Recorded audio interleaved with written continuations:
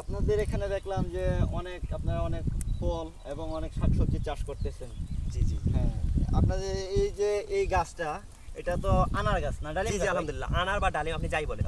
এই এত ছোট বয়সে গাছটাতে ফুল চলে আসলো, এত ঝোপালো হলো, এটা কিভাবে আসলে করলেন ভাইয়া, আপনারা? আসলে এটা সম্পূর্ণ একটা আমাদের মানে বলতে পারেন যে ম্যাজিক।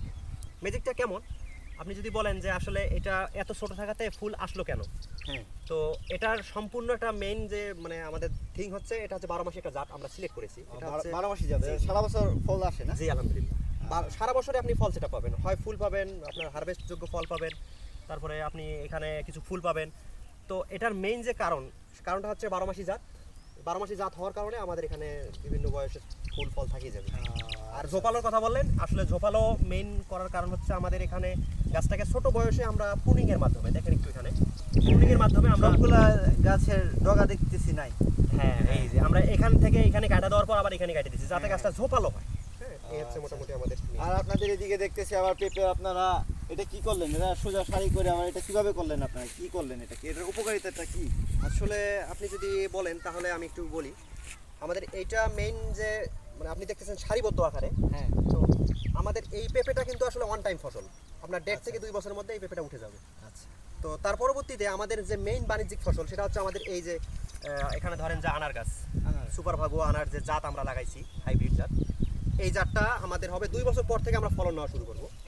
তো তার মাঝখানে যেহেতু আমাদের একটা গ্যাপ রয়েছে 2 বছরের, হ্যাঁ। এই জিনিসটাকে আমরা কাজে লাগিয়ে মানে সময়টাকে কাজে লাগিয়ে আমাদের জায়গাটাকে আমরা ব্যবহার করেছি। আচ্ছা, ব্যবহার করার ফলে আর- আমাদের এই যে 2 বছরের মধ্যে আমাদের পেঁপেটা উঠে যাবে এবং 2 বছর পর আমাদের ওই যে সেট যেটা আমরা করে রাখছি অলরেডি, এটা আমাদের বাণিজ্যিক আকারে আর কি উঠে আসবে। আর এভাবে তো পলিথিন দেওয়ার কারণটা কি? পলিথিন দেওয়ার সুবিধাটা কি এটা? আচ্ছা, পলিথিনটা আপনি বললেন, এটা আসলে পলিথিন বলে না, এটাকে বলে হচ্ছে আপনার কি বলে মালচিং পেপার। এই মালচিং পেপার দেওয়ার উদ্দেশ্য একটাই, সেটা হচ্ছে আপনাদের যেহেতু আমাদের এই এলাকাটা উঁচু, মানে মাটি শুষ্কতা অনেক, আর্দ্রতা ধরে রাখা মানে একদম মুশকিল হয়ে যায়। এই কারণে আমরা মালচিং পেপারটা দেওয়ার ফলে মাটির যে নিচের অংশ আপনি একটু দেখেন, এইদিকে দেখেন কত শুকনা না মাটিগুলা, হ্যাঁ, হ্যাঁ, অনেক একটু যদি আপনি নিচে দেখবেন যে ভেজা ভেজা অবস্থায় আছে, তার মানে কি এখানে মানে আর্দ্রতা ধরে রাখছে। এটা হচ্ছে 1 নম্বর কারণ। আর 2 নম্বর হচ্ছে এখানে যদি আপনি ঢেকে না দিতেন তাহলে বিভিন্ন ধরনের আগাছা জন্মাতো, আমাদের লেবার কস্টিং বেশি হয়ে যাইতো। এমনি তো দেখলাম আপনাদের এই পেঁপের জাতটা কি, দেখলাম এই অল্প বয়সে পেঁপে গাছে ফুল চলে আসলো, জি, আলহামদুলিল্লাহ। ফলও চলে আসছে অনেকটা গাছে জি দেখলাম। আলহামদুলিল্লাহ, আমাদের এই জাতটা হচ্ছে আমাদের এই পুরো ফ্ল্যাটটায় প্রায় 1000-এর মতো পেঁপে গাছ রয়েছে। এখানে 3 ধরনের আমরা পেঁপে লাগাইছি, 3 জাতের আর কি। এটা হচ্ছে বাবু জাতের পেঁপে।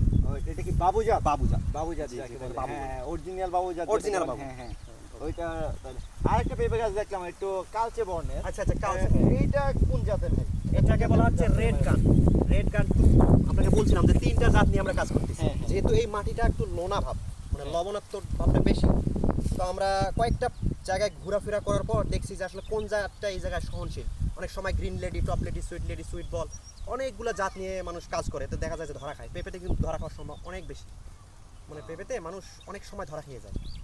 এই কারণে আমরা সবগুলো থেকে ডিসাইড করে সিলেক্ট করেছি যে আমাদের কোন জাতটা এই মানে মাটি সয়েল টেস্ট সব কিছু করে আমরা এই জাতটা নির্ধারণ করেছি। এবং আলহামদুলিল্লাহ আমরা যদিও বা আমাদের এখনো, আপনি একটু এগিয়ে আসেন দেখলেই বুঝতে পারবেন, হ্যাঁ, দেখতে পাচ্ছি যে সবগুলো গাছে আমাদের একদম ফুল already চলে আসছে। হ্যাঁ, দেখলাম ফুল যে চলে ফুল আসছে। চলে আসছে মানে সবগুলো গাছে। তো এই হচ্ছে আমাদের মোটামুটি আমাদের প্রজেক্টের আর কি একটা অংশের আর কি মানে। আচ্ছা, তাহলে চলেন ওই পাশটা দেখি আপনাদের। জি।